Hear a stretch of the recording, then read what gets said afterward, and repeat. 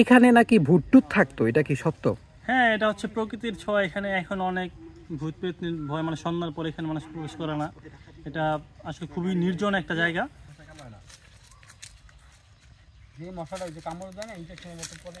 Sir, জায়গাটা কেমন লাগতেছে? আমার সাথে আসলেন, অনেক ভালো, অনেক প্রাকৃতিক পরিবেশ। পরিবেশটা সুন্দর। আচ্ছা স্যার, আপনি কি জানেন যে এই জায়গায় আমি ছোটকালে অনেক আসতাম? হ্যাঁ, জানি। Hello guys, welcome back to my blog. So আজকের ভিডিওতে আমি আপনাদেরকে দেখাইবো আমি আমার শৈশবের কিছু স্পট, যেখানে আমার শৈশবে আমি সময় কাটাতাম, যেখানে আমি ঘুরতাম, যেখানে আমি খেলতাম, যেখানে আমি অনেক কিছু করতাম। সো আমার সাথে কিছু ব্যক্তি আছে, তাদেরকে নিয়ে আজকে আমি আমার শৈশবটাকে রিকালেক্ট করার উদ্দেশ্যে রওনা হচ্ছি। So let's go with me. এই জায়গাগুলো যারা চিনেন তাদের অবশ্যই আজকের ভিডিওটা ভালো লাগবে আশা করি। সো এটাকে বলা হয় বাগ। এই বাগে, এই মাঠে আমি আগে খেলতাম, দৌড়াতাম। সো এই বাগ, এখানে আমের বাগান আছে, এখানে পুকুর আছে, এখানে সুন্দর মাঠ আছে, ফসলের মাঠ, এখানে মাছ ধরতাম। তো আমাদের উদ্দেশ্য আশ্রম। আশ্রমে যাওয়ার জন্য আমরা এই পথ ধরে হাঁটতেছি। এটা একটা কলা বাগান।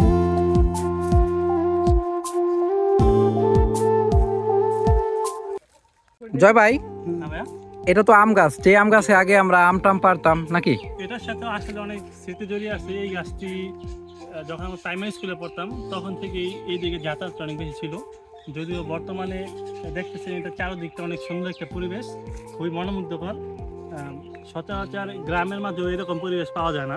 এই সেই গাছ যেখানে ওইটা আগে কত আম চুরি করছি, কত উপরে উঠছি, উপরের থেকে ঢাইল ভাঙ্গা পড়ে গেছি নিচে।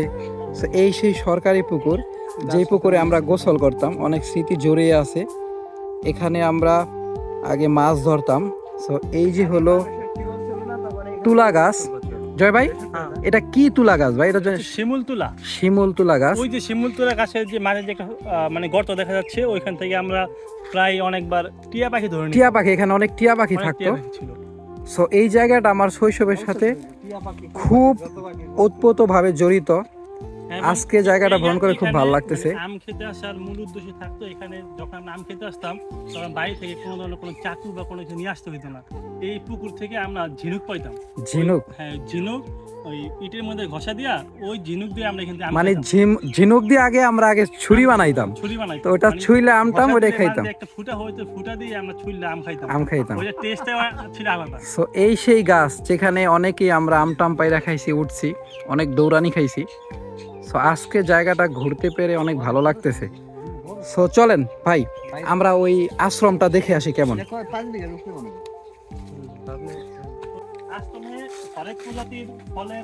হ্যাঁ, অনেক ফল পাওয়া যায় এখানে।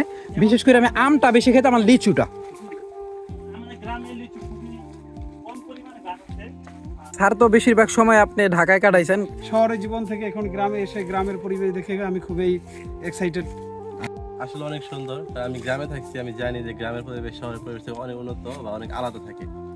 এটার গ্রামে আসছি, এটা তো আমি নতুন গ্রাম আমার কাছে, তবুও আমার গ্রামের থেকেও আমার গ্রামও তো অনেক সুন্দর। এই গানটাও আমার অনেক ভালো লাগছে। অনেক ভালো লাগছে না? বাতাস সুন্দর, কোলাহল নাই। সো নয়েজ মুক্ত একটা এরিয়া।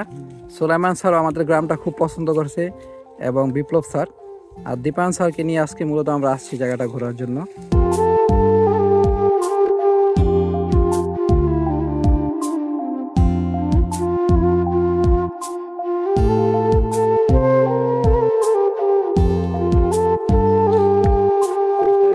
জয় ভাই, আমরা কোথায় আসলাম এখন?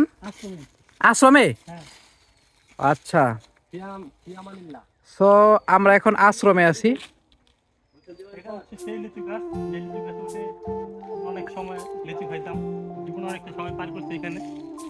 এই যে লিচু গাছ আজকের মূল আকর্ষণ। এই লিচু গাছে উঠে এখন ব্যস্ততার কারণে এখানে আসাও হয় না, বছরে একবার আসা হয় না। অথচ এখানে বসে আগে কত লিচু খাইতাম, কত আম খাইতাম এখানে উঠে। সো আমাদের সাথে কিছু খাবার দাবার নিয়ে আসছি আমরা এখানে নাকি? সো এটা সাম কাইন্ড অফ পিকনিক হয়ে যেতেছে।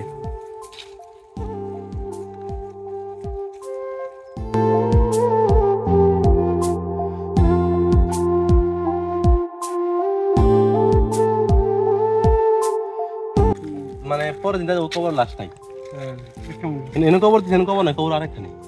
কবর আরেকখানে? তো এই জায়গাটা তো অনেক ভয়ঙ্কর, সেম ওরকমই। সো এখানে আগে কবর টবর দিলে হারাই যেত কবর। এটার ইতিহাসটা যদি একটু বলতেন। আমি জানি ভাই এখানে নাকি আগে হিন্দুরা বসবাস করতো। হ্যাঁ, এটার আসলে ইতিহাস হচ্ছে ব্যাপক বিস্তৃত। এখানে অনেক হিন্দু লোকজন বাস করতো, একসময় এখানে সন্ন্যাসীরাও বাস করতো। কারণ এইটার আশ্রম নামটা তো শুধু শুধু হয় না, এখানে অনেক সন্ন্যাসীরা বসবাস করার ফলেই এটার নাম নামটা আশ্রম হয়েছে। উৎপত্তি হয়েছে। আচ্ছা ভাই, আরেকটা কোশ্চেন, এখানে নাকি ভূতটুত থাকতো, এটা কি সত্য? হ্যাঁ, এটা হচ্ছে প্রকৃতির ছোঁয়া। এখানে এখন অনেক ভূত প্রেত ভয়, মানে সন্ধ্যার পরে এখানে মানুষ প্রবেশ করে না। এটা আসলে খুবই নির্জন একটা জায়গা। এখানে তো অনেক সাপ পাওয়া যায় এখনো, আগেও পাওয়া যেত শুনতাম, বড় বড়। আমি শুনছি অনেক ইতিহাস যে এইখানে নাকি অনেক বড় বড় চুলালা সাপ পাওয়া যায়, হ্যাঁ, অনেক এটা- পুরানো, অনেক বছরের পুরানো। এখানে কি বর্ষাকালে পানি ওঠে? বর্ষাকালে না না, এখানে বর্ষাকাল পানি ওঠে না। যদি এই জায়গায় বর্ষাকাল পানি ওঠে তাহলে গ্রামের কোনো জায়গায় প্লাবিত হওয়ার বাকি থাকবে না। সো বুঝতে পারলাম এটা অনেক উঁচু একটা জায়গা। তো আমাদের গ্রামে পানি উঠে যাবে যদি আমাদের এখানে গ্রামের পানি কথা ওঠে। বলতে আমাদের লতবদি ইউনিয়নের মাঝে এটা সর্বোচ্চ উঁচু জায়গা। উঁচু একটা জায়গা। এখানে যদি পিকনিক করি কেমন হয়? এটা হচ্ছে পিকনিক করার জন্য একটা অস্থির একটা জায়গা। এখানে পিকনিক করলে বাইরে থেকে কোনো লাকড়ি ঠাকড়ি আনার কোনো প্রয়োজন নাই। এখানে আশেপাশে যে ধরনের শুকনা কাঠ পড়ে রয়েছে, লাকড়ি পড়ে রয়েছে, ওগুলা দিয়ে রান্না বান্না করে রান্না খাওয়ার মতো বান্না একটি হয়। করে যথেষ্ট। স্যার জায়গাটা তো আপনি অনেক পছন্দ করছেন, as you mention before. Sir কি অবস্থা এখানে, আপনি কি থাকতে চান অনেকক্ষণ নাকি? মুড়ি খাইতে চাই আর চানাচুর খাইতে চাই, আর এটা কি আনছি, কলি পিঠা খাই, আর পরে একটু রেস্ট নিতে চাই, পানি তো প্রকৃতি উপভোগ করতে চাই। এটা আপনি তো প্রকৃতি পাগল প্রেমিক, সো আমি জানি প্রকৃতির পাগল প্রেমিক। সুলাইমান স্যারও খুব এক্সাইটেড আজকে আমাদের সাথে এসে। এরকম একটা সুন্দর একটা মনোরম পরিবেশ দেখে আমি খুবই আপ্লুত। ঠিক আছে, পরিবেশটা খুবই ভালো লাগছে। মনে চাই যে না আসলে এই পরিবেশের সাথে একটা প্রেম হয়ে যায়। ঠিক আছে, যাতে বারবার যেন ফিরে আসি এই পরিবেশে। আচ্ছা, ঠিক আছে। তো বিপ্লব স্যার কি প্রেম টেম করছেন নি প্রকৃতির সাথে? শুধু প্রেম, প্রকৃতি প্রেম তো করছি। আমার সামনে একটা গাছ দেখতে পাচ্ছেন, এই গাছের উপকারিতা জানলে আপনার চোখ কপালে উঠবে। এই গাছের পাতা এতই উপকারী, আমি আপনাদেরকে দেখাচ্ছি, দেখুন এই গাছের পাতাটা এতই উপকারী। আপনি যদি এই গাছের পাতাটা একটা গ্লাসের মধ্যে ভিজায়া একদিন ভিজায় রাখবেন, যা সকালে খাইবেন, রাত্রে ভিজাইবেন, সকালে খাইবেন, তাহলে আপনি একটা না 3 দিন 3 রাত না ঘুমায় থাকতে পারবেন।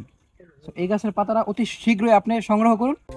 পুরো আশ্রমটা আমরা হাইটটা দেখতেছি, দেখি শেষ করা যায়নি শুরু থেকে শেষ পর্যন্ত। জয় ভাই, এই তো শেষ আশ্রম, এ পর্যন্ত শেষ না?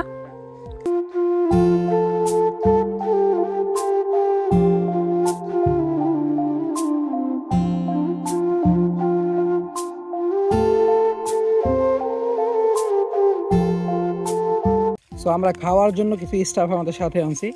পুলি pitha crispy, hot and spicy.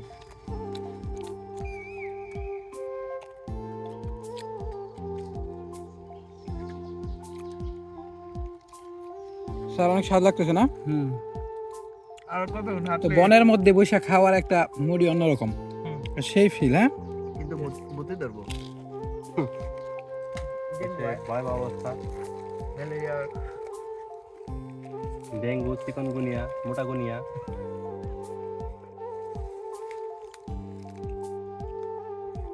Chikungunya, মোটাগুনিয়া হচ্ছে দেশে, সবাই সতর্ক থাকবেন। মোটা গুনিয়া থেকে সাবধান, জীবন কিন্তু তছনছ।